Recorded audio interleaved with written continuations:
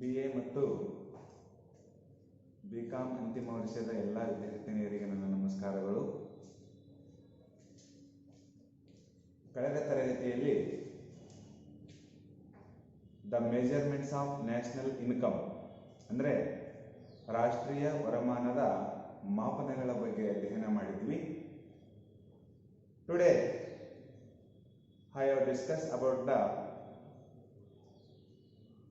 the difficulties for estimating national income. ಅಂದ್ರೆ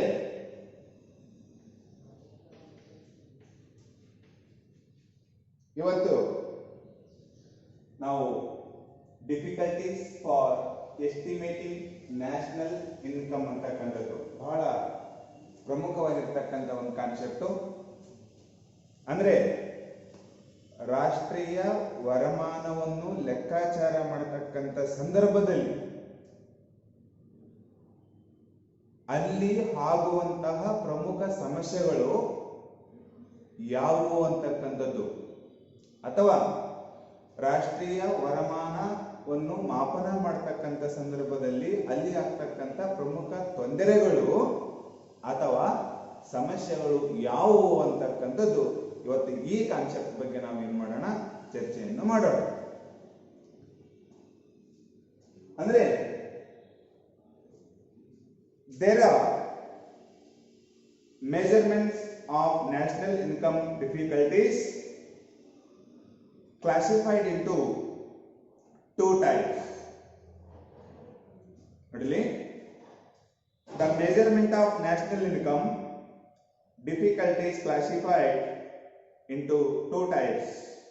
ಅಂದ್ರೆ ರಾಷ್ಟ್ರೀಯ ವರಮಾನವನ್ನು ಮಾಪನ ಮಾಡತಕ್ಕಂಥ ಸಂದರ್ಭದಲ್ಲಿ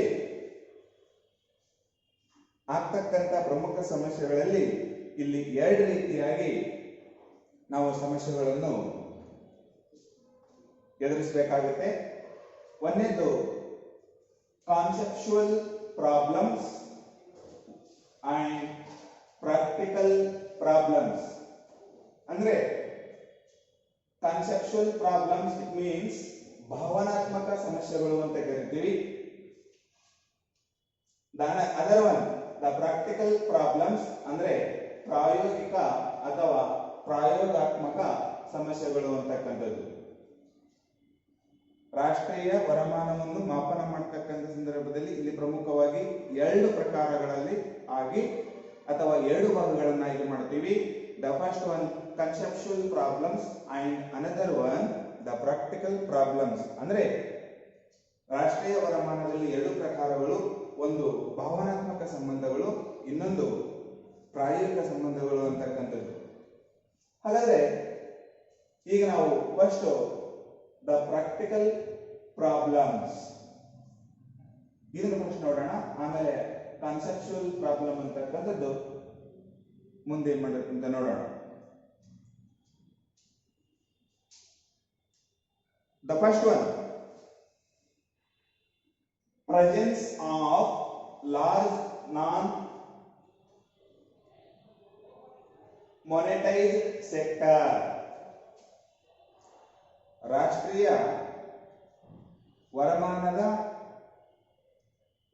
ಮಾಪನ ಮಾಡತಕ್ಕಂಥ ಸಂದರ್ಭದಲ್ಲಿ ಎದುರಿಸತಕ್ಕಂಥ ಪ್ರಮುಖ ಸಮಸ್ಯೆಗಳಲ್ಲಿ ನಾನು ಹೇಳ್ತಕ್ಕಂಥದ್ದು ಈಗ ಪ್ರಾಯೋಗಾತ್ಮಕ ಅಥವಾ ಪ್ರಾಯೋಗಿಕ ಸಮಸ್ಯೆಗಳಲ್ಲಿ ಬರ್ತಕ್ಕಂಥದ್ದು. ಒಂದೇದು the presence of large non monetized sector ಅಂತಕ್ಕಂಥದ್ದು. ಒಂದೇದು ಯಾವುದು ಅಂತಂದ್ರೆ ದೊಡ್ಡ ಪ್ರಮಾಣದ ಹಣರಹಿತ ವಲಯದ ಅಸ್ತಿತ್ವ. ಸರಿಯಾಗಿ ಏನ್ ಮಾಡುತ್ತೆ ಕೇಳ್ಕೊಂತ ಹೋಗ್ಬೇಕು. ಒಂದನೇ ಪಾಯಿಂಟ್ ಪ್ರಾಯೋಗಾತ್ಮಕ ಅಥವಾ ಪ್ರಾಯೋಗಿಕ ಸಮಸ್ಯೆಗಳಲ್ಲಿ ಬರತಕ್ಕಂಥದ್ದು ಒಂದೇ ಅಂಶ ಯಾವುದು ಅಂತಂದ್ರೆ ದೊಡ್ಡ ಪ್ರಮಾಣದ ಹಣರಹಿತ ವಲಯಗಳು ಅಸ್ತಿತ್ವ ಅಂತಕ್ಕಂಥದ್ದು. ರಾಷ್ಟ್ರೀಯ ವರಮಾನವನ್ನು ಮಾಪನ ಮಾಡತಕ್ಕಂಥ ಸಂದರ್ಭದಲ್ಲಿ ಕೇವಲ ಭಾರತ ಅಂತಕ್ಕಂಥದ್ದಲ್ಲ, ಭಾರತವು ಒಂದೇ ಸಮಸ್ಯೆಗಳನ್ನು ಎದುರಿಸುವುದಿಲ್ಲ.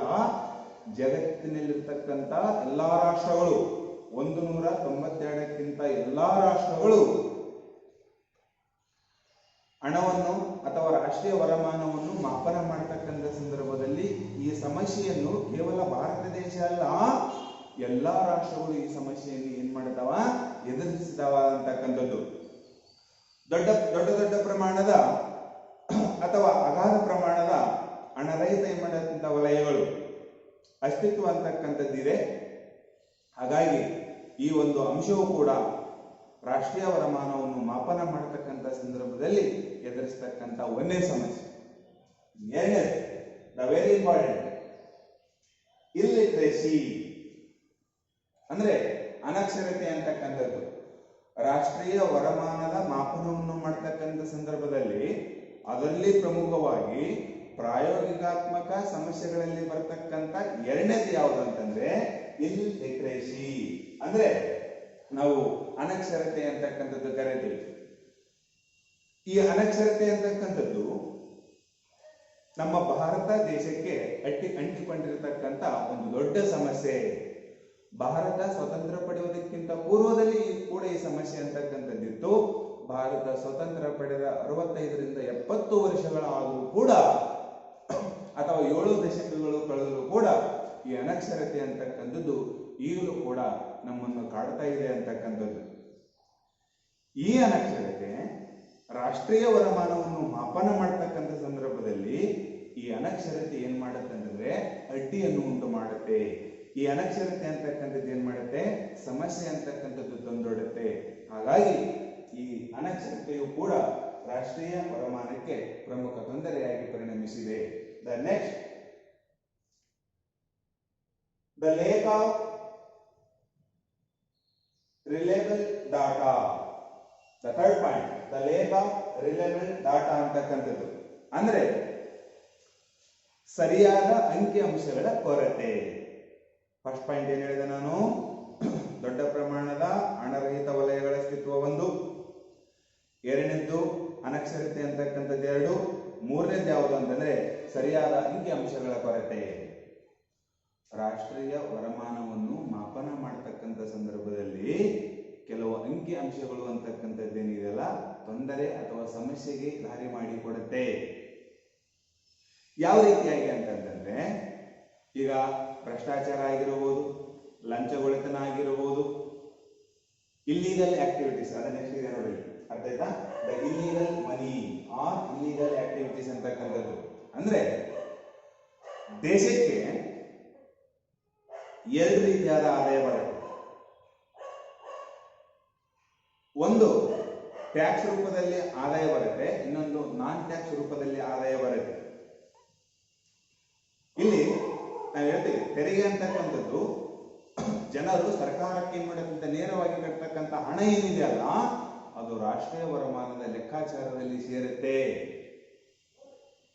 ಇನ್ ನಾನ್ ಟ್ಯಾಕ್ಸ್ ಯಾವುದು ಅಂತಂದ್ರೆ ಭ್ರಷ್ಟಾಚಾರದಿಂದ ಬರತಕ್ಕಂಥ ಹಣ, ಲಂಚಗೊಳಿತನದಿಂದ ಬರತಕ್ಕಂಥ ಹಣ, ಜೂಜ್ ಆಗಿರ್ಬೋದು, ಇಸ್ಪೀಟ್ ಆಗಿರ್ಬೋದು, ಮಟ್ಕ ಆಗಿರ್ಬೋದು, ಇದರಿಂದ ಏನು ಹಣ ಬರುತ್ತಲ್ಲ ಅದು ಕೂಡ ರಾಷ್ಟ್ರೀಯ ವರಮಾನಕ್ಕೆ ಸೇರುತ್ತೆ. ಆದ್ರೆ ರಾಷ್ಟ್ರೀಯ ವರಮಾನಕ್ಕೆ ಸೇರ್ತಕ್ಕಂಥ ಸಂದರ್ಭದಲ್ಲಿ ಅಲ್ಲಿ ಅಂಕಿ ಸಂಖ್ಯೆಗಳು ಏನಾಗುತ್ತೆ, ಸಮಸ್ಯೆ ಅಂತಕ್ಕಂಥದ್ದು ತಂದುಕೊಡುತ್ತೆ. ಅಂಕಿ ಅಂಶಗಳು ಏನ್ ಮಾಡ್ತಾವ ಅಂತಂದ್ರೆ ಸಮಸ್ಯೆಗೆ ದಾರಿ ಮಾಡಿಕೊಡುತ್ತೆ. ಈ ಒಂದು ಅಂಶವು ಕೂಡ ರಾಷ್ಟ್ರೀಯ ವರಮಾನವನ್ನು ಮಾಪನ ಮಾಡತಕ್ಕಂಥ ಸಂದರ್ಭದಲ್ಲಿ ಎದುರಾಗ್ತಕ್ಕಂಥ ಸಮಸ್ಯೆ. Next, the illegal money or illegal activities ಅಂದ್ರೆ ಕಪ್ಪು ಹಣದ ಅಸ್ತಿತ್ವ. ಇಲ್ಲಿಗಲ್ ಆಕ್ಟಿವಿಟೀಸ್ ಅಂದ್ರೆ ಕಪ್ಪು ಹಣ ಅಂತ ಏನ್ ಕರಿತೀವಲ್ಲ ನಾವು, ಅದರ ಒಂದು ಅಸ್ತಿತ್ವ. ಏನು ಇಲ್ಲಿಗಲ್ ಆಕ್ಟಿವಿಟೀಸ್ ಅಂದ್ರೆ ಯಾವುದು? ಭ್ರಷ್ಟಾಚಾರ ಆಗಿರಬಹುದು, ಲಂಚಗೊಳಿತನ ಆಗಿರಬಹುದು, ಜೂಜ್ ಆಗಿರಬಹುದು, ಮಟ್ಕ ಆಗಿರಬಹುದು, ಇಸ್ಪೀಟ್ ಆಗಿರಬಹುದು, ಇವೆಲ್ಲ ಏನಂತಂದ್ರೆ ಇಲ್ಲಿಗಲ್ ಆಕ್ಟಿವಿಟೀಸ್ ಮನಿ. ಇಲ್ಲಿಗಲ್ ಆಕ್ಟಿವಿಟಿ, ಇದರಿಂದ ಬರ್ತಕ್ಕಂಥ ಹಣವನ್ನು ನಾವೇನಂತ ಕರಿತೀವಿ, ಇಲ್ಲಿಗಲ್ ಆಕ್ಟಿವಿಟೀಸ್ ಮನಿ ಅಂತ ಕರಿತೀವಿ. ಅಂದ್ರೆ ರಾಷ್ಟ್ರೀಯ ವರಮಾನವನ್ನು ಮಾಪನ ಮಾಡತಕ್ಕಂಥ ಸಂದರ್ಭದಲ್ಲಿ ಈ ಇಲ್ಲಿಗಲ್ ಆಕ್ಟಿವಿಟೀಸ್ ಏನಿದೆಯಲ್ಲ ಅಥವಾ ಇಲ್ಲಿಗಲ್ ಮನಿ ಅಂತಕ್ಕಂಥದ್ದು ಏನಿದೆಯಲ್ಲ, ಇಲ್ಲಿಗಲ್ ಮನಿ ಅಂತಕ್ಕಂಥದ್ದು ಯಾವ ರೂಪದಲ್ಲಿ ಬರುತ್ತೆ ಅಂತಂದ್ರೆ ಭ್ರಷ್ಟಾಚಾರ, ಲಂಚಗೊಳಿತನ, ಜೂಜು, ಮಟ್ಕ, ಇವೇನು ಇಸ್ಪೀಟ್ ಅಂತಕ್ಕಂಥವೇನಿದಾವಲ್ಲ ಇದರಿಂದ ಬರ್ತಕ್ಕಂಥ ಹಣವನ್ನೇ ನಾವು ಇಲ್ಲಿಗಲ್ ಆಕ್ಟಿವಿಟೀಸ್ ಅಂತ ಕರಿತೀವಿ, ಕಪ್ಪು ಹಣ ಅಂತ ಕರಿತೀವಿ. ಇದು ಕೂಡ ಏನ್ ಮಾಡುತ್ತೆ ಅಂತಂದ್ರೆ ರಾಷ್ಟ್ರೀಯ ವರಮಾನಕ್ಕೆ ಸೇರುತ್ತೆ. ಆದರೆ ಸೇರ್ತಕ್ಕಂಥ ಸಂದರ್ಭದಲ್ಲಿ ಅಲ್ಲಿ ಕೆಲವು ಸಮಸ್ಯೆಗಳು ಅಥವಾ ತೊಂದರೆ ಅಂತಕ್ಕಂಥದ್ದು ಕೂಡ ಇಲ್ಲಿ ಏನಾಗುತ್ತೆ, ಉಂಟಾಗುತ್ತೆ. Next, the lack of occasional specialization, the fifth point, the lack of occasional specialization ಅಂತಕ್ಕಂಥದ್ದು ಅಂದ್ರೆ ವೃತ್ತಿ ನೈಪುಣ್ಯತೆಯ ಅಭಾವ. ಈ ವೃತ್ತಿ ನೈಪುಣ್ಯತೆಯ ಅಭಾವವು ಕೂಡ ರಾಷ್ಟ್ರೀಯ ವರಮಾನವನ್ನು ಮಾಪನ ಮಾಡತಕ್ಕಂಥ ಸಂದರ್ಭದಲ್ಲಿ ಕೆಲವೊಂದು ಸಮಸ್ಯೆ ಅಥವಾ ತೊಂದರೆ ಅಂತಕ್ಕಂಥದ್ದು ಕಂಡು ಬರುತ್ತೆ. ನೋಡಿ, ಹೆಸರೇ ಇದೆ, ವೃತ್ತಿ ನೈಪುಣ್ಯತೆಯ ಅಭಾವ. ಅದಕ್ಕ ದೊಡ್ಡವರು ಒಂದು ಮಾತನ್ನು ಹೇಳ್ತಾರೆ, ಅವರವರ ಕೆಲಸಗಳನ್ನು ಅವರವರ ಮಾಡಿದರೆ ಚಂದ. ರೈತ ಹೊಲಗದ್ದೆಗಳಲ್ಲಿ ಕೆಲಸ ಮಾಡಿದರೆ ಚಂದ, ವೈದ್ಯ ಆಸ್ಪತ್ರೆಯಲ್ಲಿ ಕೆಲಸ ಮಾಡಿದರೆ ಚಂದ, ಪೊಲೀಸರು ಆರಕ್ಷಕ ಠಾಣೆಯಲ್ಲಿ ಕೆಲಸ ಮಾಡಿದರೆ ಚಂದ, ಉಪನ್ಯಾಸಕರು ಮಕ್ಕಳಿಗೆ ಪಾಠ ಮಾಡೋದೇ ಚಂದ. ಅಂದ್ರೆ ಅವರವರ ವೃತ್ತಿಗಳನ್ನು ಅವರವರ ಏನ್ ಮಾಡತ್ತಂತ ತೊಡಗಬೇಕು ಅಂತಕ್ಕಂಥದ್ದು. ಈಗ ಒಬ್ಬ ಮೇಷ್ಟ್ರನ್ನ ಆರಕ್ಷಕ ಠಾಣೆಯಲ್ಲಿ ಏನ್ ಮಾಡತ್ತಂತ ಕೂರಿಸಿದ್ರೆ ಏನಾಗುತ್ತೆ, ಯಾವುದೇ ಸರಿಯಾದ ರೀತಿಯಲ್ಲಿ ಕೆಲಸ ಆಗಂಗಿಲ್ಲ ಅಂತಕ್ಕಂಥದ್ದು. ಒಬ್ಬ ರೈತನನ್ನು ಆಸ್ಪತ್ರೆ ಏನ್ ಮಾಡತ್ತಂತ ಕರ್ಕೊಂಡು ಹೋಗಿ ಟ್ರೀಟ್ಮೆಂಟ್ ಕೊಡುವಂತಂತಂದ್ರೆ ಅಲ್ಲಿ ಆಗಂಗಿಲ್ಲ. ಯಾಕ? ಅಲ್ಲಿ ವೃತ್ತಿ ನೈಪುಣ್ಯತೆಯ ಅಭಾವ ಅಂತಕ್ಕಂಥದ್ದು ಇರುತ್ತೆ. ಯಾವುದೇ ರೀತಿಯಾದ ತರಬೇತಿ ಅಂತಕ್ಕಂಥದ್ದು ಇರಂಗಿಲ್ಲ, ಯಾವುದೇ ರೀತಿಯಾದ ಅವ್ರಿಗೆ ಟ್ರೈನಿಂಗ್ ಅಂತಕ್ಕಂಥದ್ದು ಇರಂಗಿಲ್ಲ. ಅದಕ್ಕ ಅವರವರ ಪ್ರಭಾವ ಅವರವರ ಕೆಲಸಗಳನ್ನು ಅವರವರೇ ಮಾಡಿದ್ರೆ ಬಹಳ ಚಂದ. ಈಗ ನೋಡಿ, ಅವರವರ ಕೆಲಸಗಳನ್ನ ಅವರು ಮಾಡಿದ್ರೆ ರಾಷ್ಟ್ರೀಯ ವರಮಾನದಲ್ಲಿ ಏನಾದರೂ ಲೆಕ್ಕಾಚಾರ ಮಾಡ್ತಕ್ಕಂಥ ಸಂದರ್ಭದಲ್ಲಿ ತೊಂದರೆ ಅಂತಕ್ಕಂಥದ್ದು ಬರಂಗಿಲ್ಲ. ಯಾರು ವೃತ್ತಿ ನೈಪುಣ್ಯತೆಯಲ್ಲಿ ಅಭಾವ ಅಂತಕ್ಕಂಥದ್ದು ಇರುತ್ತೋ ಅಂತಹ ಸಂದರ್ಭದಲ್ಲಿ ಇಲ್ಲಿ ತೊಂದರೆ ಅಥವಾ ಸಮಸ್ಯೆ ಅಂತಕ್ಕಂಥದ್ದು ನಮಗೆ ಕಂಡು ಬರುತ್ತೆ. Next, the regional in balance ಅಂದ್ರೆ ಪ್ರಾದೇಶಿಕ ಅಸಮತೋಲನ. ಈ ಅಸಮತೋಲನ ಅಂತಕ್ಕಂಥದ್ದೇನು ನೋಡಿ, 6 ಪಾಯಿಂಟ್, ದ ರೀಜನಲ್ ಇಂಬ್ಯಾಲೆನ್ಸ್, ಪ್ರಾದೇಶಿಕ ಅಸಮತೋಲನ ಅಂತ ಕರಿತೀವಿ.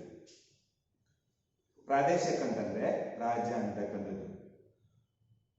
ದೇಶ ಬಿಡಿ, ರಾಜ್ಯ ಬಿಡಿ, ಜಿಲ್ಲಾವನ್ನು ಬಿಡಿ, ತಾಲೂಕನ್ನು ಬಿಡಿ, ಮನೆಯಲ್ಲೇ ಅಸಮತೋಲನ ಅಂತಕ್ಕಂಥದ್ದು ಇರುತ್ತೆ. ಕುಟುಂಬದಲ್ಲೇ ಅಸಮಾನತೆ ಅಂತಕ್ಕಂಥದ್ದು ಇರುತ್ತೆ.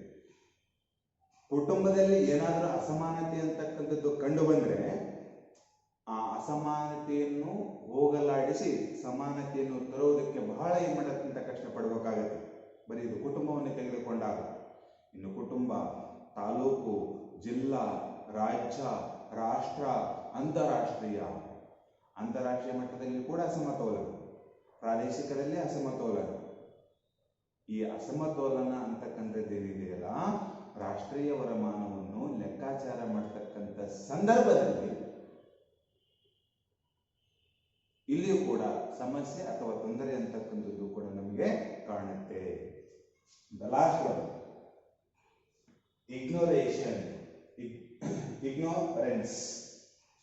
ಇಗ್ನೋರೆನ್ಸ್ ಅಂದ್ರೆ ಅಜ್ಞಾನ.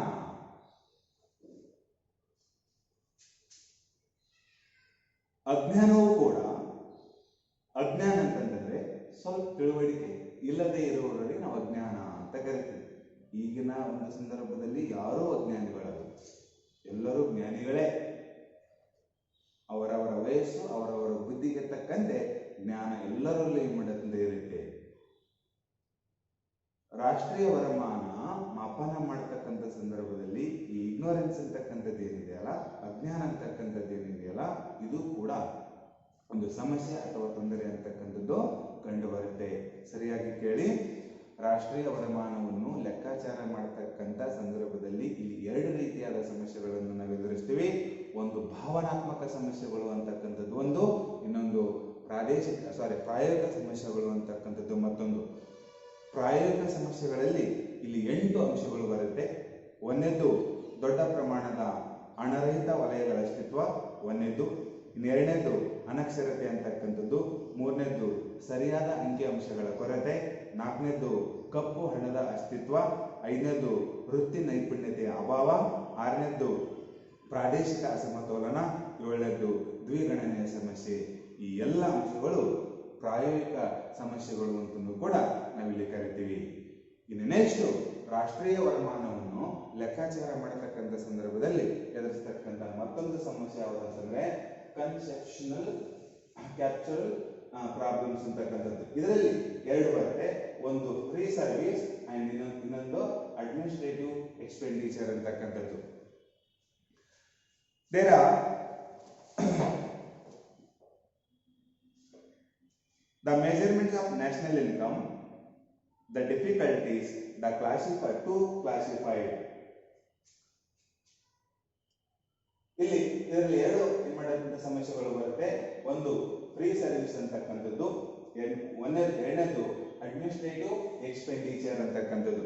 ಅಂದ್ರೆ ಉಚಿತ ಸೇವೆಗಳು, ಇನ್ನೊಂದು ಆಡಳಿತಾತ್ಮಕ ಸೇವೆಗಳು ಅಂತ ಕರಿತೀವಿ. ಭಾವನಾತ್ಮಕ ಸಮಸ್ಯೆಗಳಲ್ಲಿ ಬರ್ತಕ್ಕಂಥದ್ದು ಎರಡು ಪ್ರಕಾರ. ಒಂದು ಉಚಿತ ಸೇವೆಗಳು, ಎರಡನೇದ್ದು ಆಡಳಿತಾತ್ಮಕ ದುಂದುವೆಚ್ಚ ಅಂತಕ್ಕಂಥದ್ದು ಅಥವಾ ಆಡಳಿತಾತ್ಮಕ ಸೇವೆಗಳು ಅಂತಕ್ಕಂಥದ್ದು. ಇವು ಎದರಲ್ಲಿ ಬರುತ್ತೆ? ಭಾವನಾತ್ಮಕ ಸಮಸ್ಯೆಗಳಲ್ಲಿ ಬರುತ್ತೆ. ಹಾಗಾದ್ರೆ ಫ್ರೀ ಸರ್ವಿಸ್ ಅಂತಂದ್ರೆ ಯಾವ್ಯಾವು ನೋಡಲಿ. It is not only in India, this problems face throughout in world. ಈ ಸಮಸ್ಯೆಗಳನ್ನು ನಾವು ಈಗಾಗಲೇ ಹೇಳಿದ್ರೆ, ಈ ಸಮಸ್ಯೆಗಳನ್ನು ಕೇವಲ ಭಾರತ ದೇಶ ಅಲ್ಲ, ಜಗತ್ತಿನಲ್ಲಿರ್ತಕ್ಕಂಥ ಅನೇಕ ರಾಷ್ಟ್ರಗಳು ಈ ಸಮಸ್ಯೆಗಳನ್ನು ಏನ್ ಮಾಡ್ತಾ ಇದಾವ, ಎದುರಿಸ್ತಾ ಇದಾವ. ಅದಕ್ಕೆ ಅವ್ರು ಹೇಳ್ತಾರೆ ನೋಡ್ಲಿ, it is not only in India, these problems face throughout in world. ಈ ಸಮಸ್ಯೆಯನ್ನು ಕೇವಲ ಭಾರತ ದೇಶ ಅಲ್ಲ, ಜಗತ್ತಿನಲ್ಲಿರ್ತಕ್ಕಂಥ ಅನೇಕ ರಾಷ್ಟ್ರಗಳು ಈ ಸಮಸ್ಯೆಗಳನ್ನು ಎದುರಿಸ್ತಾವ. ಹಾಗಾದ್ರೆ ಫಸ್ಟ್ ಬರ್ತಕ್ಕಂಥದ್ದು ಯಾವುದು? ಫ್ರೀ ಸರ್ವಿಸ್, ಉಚಿತ ಸೇವೆಗಳು ಅಂತ ಕರಿತೀವಿ. Some service may consider are not in the time of measuring in national income. ಅಂದ್ರೆ ಎಲ್ಲಾ ಸೇವೆಗಳನ್ನು ಗಣನೆಗೆ ತೆಗೆದುಕೊಳ್ಳದೆ ಇಲ್ಲಿ ಉಚಿತ ಸೇವೆಗಳನ್ನು ಗಣನೆಗೆ ತೆಗೆದುಕೊಳ್ಳುವುದಿಲ್ಲ. ಈ ಫ್ರೀ ಸರ್ವಿಸ್ ಅಂತಕ್ಕಂಥದ್ದು ಏನಿದಾವಲ್ಲ, ಅದು ನ್ಯಾಷನಲ್ ಇನ್ಕಮ್ಗೆ ಯಾಡ್ ಆಗಂಗಿಲ್ಲ ಅಂತಕ್ಕಂಥದ್ದು. ಅದಕ್ಕೆ ಅವ್ರು ಹೇಳ್ತಾರೆ ನೋಡ್ಲಿ, some service may not consider in the time of measuring of national income. For example free service, ಇದರಲ್ಲಿ ಫ್ರೀ ಸರ್ವಿಸ್ ಅಂತಕ್ಕಂಥದ್ದು ನ್ಯಾಷನಲ್ ಇನ್ಕಮ್ ಅಕೌಂಟ್ಗೆ ಇದು ಯಾಡ್ ಆಗಂಗಿಲ್ಲ. Free service may not consider calculating the national income. Free service include all the house service. For example home cooking, washing, cleaning and other etcetera. ಅಂದ್ರೆ ಉಚಿತ ಸೇವೆಗಳು ಯಾವುವು ಅಂತಂದ್ರೆ ಅಡುಗೆ, ಬಟ್ಟೆ ತೊಳೆಯುವುದು, ಸ್ವಚ್ಛತೆ, ಇವೆಲ್ಲ ಏನಿದಾವಲ್ಲ ಫ್ರೀ ಸರ್ವಿಸ್ ಅಂತ ಕರಿತೀವಿ. ನೋಡ್ಲಿ, all the house service, for example house cooking, washing, clothing and other etcetera, ಇವೆಲ್ಲ ಏನಿದಾವಲ್ಲ ಇವು ನ್ಯಾಷನಲ್ ಫ್ರೀ ಸರ್ವಿಸ್ ಏನಿದಾವಲ್ಲ ಇವು ನ್ಯಾಷನಲ್ ಇನ್ಕಮ್ಗೆ ಯಾಡ್ ಆಗಂಗಿಲ್ಲ ಅಂತಕ್ಕಂಥದ್ದು. ನೆಕ್ಸ್ಟ್ ದ ಅಡ್ಮಿನಿಸ್ಟ್ರೇಟಿವ್ ಎಕ್ಸ್ಪೆಂಡಿಚರ್ ಅಂದ್ರೆ ಆಡಳಿತಾತ್ಮಕ ಸೇವೆಗಳು ಕೂಡ.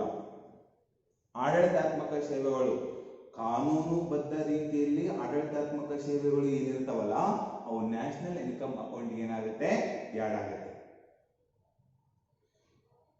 ಯಾವ ಆಡಳಿತಾತ್ಮಕ ವಿಷಯಗಳು ಕಾನೂನು ಚೌಕಟ್ಟನ್ನು ಮೀರಿ ಸೇವೆಯನ್ನು ಸಲ್ಲಿಸ್ತಾವಲ್ಲ ಅಂಥವುಗಳನ್ನು ರಾಷ್ಟ್ರೀಯ ವರಮಾನ ಮಾಪನ ಮಾಡತಕ್ಕಂಥ ಸಂದರ್ಭದಲ್ಲಿ ಅವು ಏನು ಮಾಡ್ತಾವ ಅಂತಂದ್ರೆ ಅದು ಯಾವುದೇ ರೀತಿಯಾದ ಗಣನೆಗೆ ತೆಗೆದುಕೊಳ್ಳುವುದಿಲ್ಲ ಅಂತಕ್ಕಂಥದ್ದು.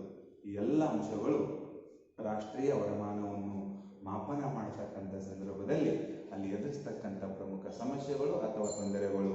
ಇನ್ನೊಂದ್ಸಲ ಹೇಳ್ತೀನಿ, ಸರಿಯಾಗಿ ಹೇಳ್ಬೇಕು. The difficulties of estimating national income, ರಾಷ್ಟ್ರೀಯ ವರಮಾನವನ್ನು ಮಾಪನ ಮಾಡತಕ್ಕಂಥ ಸಂದರ್ಭದಲ್ಲಿ ಎದುರಾಗ್ತಕ್ಕಂಥ ಸಮಸ್ಯೆಗಳು ಅಥವಾ ತೊಂದರೆಗಳು. ಅವ್ರು ಹೇಳ್ತಾರೆ ನೋಡಿ, measuring national income, difficulties classified into two types. The first one, conceptual problems and practical problems ಅಂತಕ್ಕಂಥದ್ದು. ಭಾವನಾತ್ಮಕ ಸಮಸ್ಯೆಗಳು ಮತ್ತು ಇನ್ನೊಂದು ಪ್ರಾಯೋಗಿಕ ಸಮಸ್ಯೆಗಳು ಅಂತಕ್ಕಂಥದ್ದು. ಅಂದ್ರೆ ಭಾವನಾತ್ಮಕ ಸಮಸ್ಯೆಗಳಲ್ಲಿ 7 ಅಂಶಗಳು ಬರ್ತಾವ.